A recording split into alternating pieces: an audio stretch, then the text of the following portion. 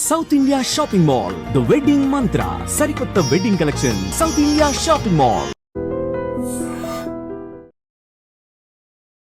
Spiritual జర్నీలో సాగుతుంది కాబట్టి ఎలా అనిపించింది ఈ జర్నీ?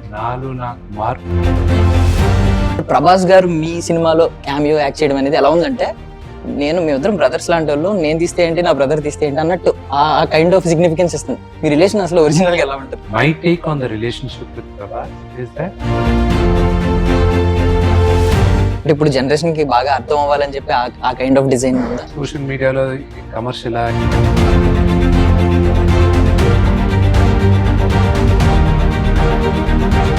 సో ఇప్పుడు తిన్నడు కథ ఎక్కడ మొదలవుద్ది, ఎక్కడ ఎండ్? ఒక నాస్తికుడు దేవుడు భక్తుడు అయ్యారు, కానీ ఇతను ఎందుకు నాస్తికుడుగా? బడ్జెట్ అయితే 100 to 150 అని అనుకున్నారు స్టార్టింగ్, బట్ ఇప్పుడు 200 క్రాస్ అయిందని చెప్పి మేము వింటున్నాం అనమాట. గుడ్డెలు రైలు పరిగెత్తున్నాయి. అది ఇప్పుడు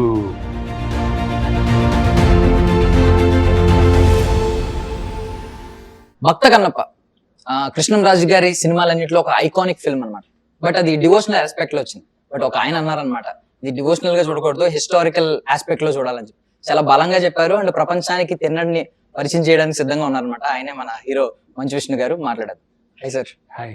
so first of all film journey ఎలా ఉందని అడుగుతారు అందరూ, బట్ ఇది ఒక డివైన్ జర్నీ, ఒక స్పిరిచువల్ జర్నీలో సాగుతుంది కాబట్టి ఎలా అనిపించింది ఈ జర్నీ? వ్యక్తిగా నేను ఈ కన్నప్ప చేసేటప్పుడు నాకు మార్పు నేనే చూసుకున్నాను. అండ్ ప్లస్ ఈ 12 జ్యోతిర్లింగాలు తిరిగే యాత్ర మొదలెట్టా. ఇప్పటికి 5 అయ్యాయి. నెగటివిటీ పోయింది నాకు. పక్క వాళ్ళపైన నెగటివిటీ కానీ, అంటే ఫోర్స్డ్ నెగటివిటీగా, అంటే చెడు ఆలోచించాలన్నా కూడా కర్మ వాళ్ళే పోతారు, మనకెందుకు, అంతా శివుడు చూసుకుంటాడు అన్న మైండ్ సెట్లో ఉన్నా నేను. సో వ్యక్తిగా ప్రాబబ్లీ అప్పుడున్న విష్ణు వేరే, ఈ కన్నప్ప విష్ణు వేరే. సో యాక్చువల్లీ ఇది హిస్టారికల్ ఆస్పెక్ట్ లో చూపిస్తున్నారు ఇప్పుడు మీరైతే, అంటే కొంచెం కమర్షియల్ గా కనిపిస్తుంది, కమర్షియల్ సినిమా లాగా. అంటే ఇప్పుడు జనరేషన్ కి బాగా అర్థం అవ్వాలని చెప్పి ఆ కైండ్ ఆఫ్ డిజైన్ ఉందా? ఇప్పుడు అన్ఫార్చునేట్ గా ఏంటంటే ఓన్లీ మన తెలుగు కొంతమంది, అందరూ తెలుగు కొంతమంది సోషల్ మీడియాలో ఇది కమర్షియలా, ఇది డివోషనల్ అని అడుగుతారే. ఒరిజినల్ భక్త కన్నప్ప ఎంతమంది చూశారు? దాంట్లో అది కరెక్ట్ గా గుర్తుపెట్టుకుంటే పౌరాణికం ఎంతవరకు ఉంది దాంట్లో.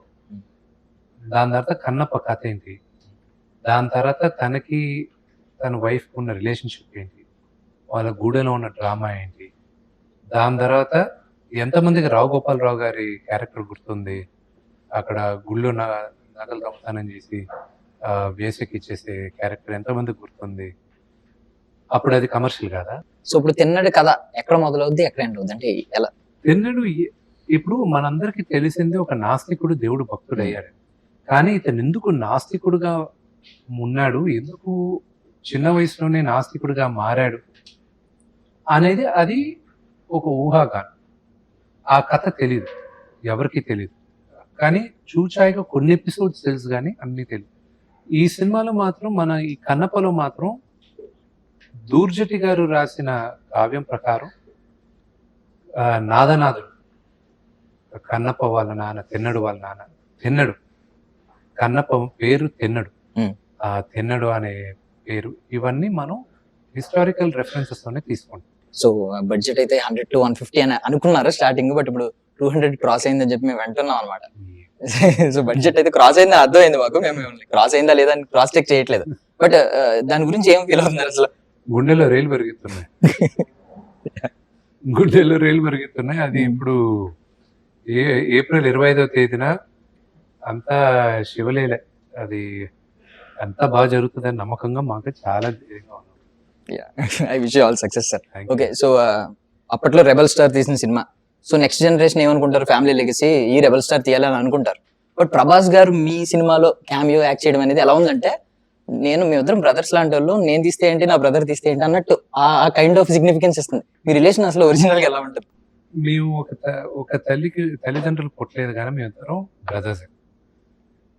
That's my take on the relationship with Prabhas is that he is my brother. చూడండి, ఈ రోజుల్లోనే తోడబుట్టిన వాళ్ళే ఎదురు తిరిగేటప్పుడు, తోడబుట్టిన వాళ్ళే తన భేదం అది చూసుకోకుండా ఇష్టం వచ్చినట్లు మాట్లాడే రోజుల్లో ఇన్ జనరల్ చెప్తాను, కేవలం నాన్నగారి పైన ఉన్న గౌరవంతో ప్రేమతో ఆయన ఈ పాత్ర చేశారు. సో నేను ఎవరికైనా మా తల్లిదండ్రులకైనా నేను ఎవరికి రుణపడలేదు. అలాగే నేను ప్రభాస్కి రుణపడను.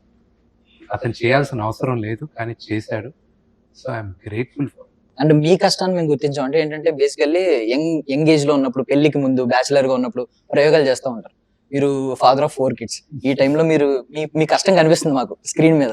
మీరు డైట్ అవ్వడం, ఎలా మీ మెయింటైన్ లుక్, ఇదంతా అసలు ఈ కష్టం గురించి చెప్పండి, మేము గుర్తించాం కాబట్టి అడుగుతాం. కష్టం ఏమి లేదండి. I'm just doing it as it is. ప్రతి దానికి వన్స్ మీరు దేనికైనా ఒకసారి మైండ్ ఫిక్స్ చేస్తే, ఎవరైనా సరే మీరు కూడా ఇది కావాలని మీరు కానీ ఫిక్స్ అయితే మైండ్, అది సాధించడం ఈజీ. ఏదైనా సాధించవచ్చు.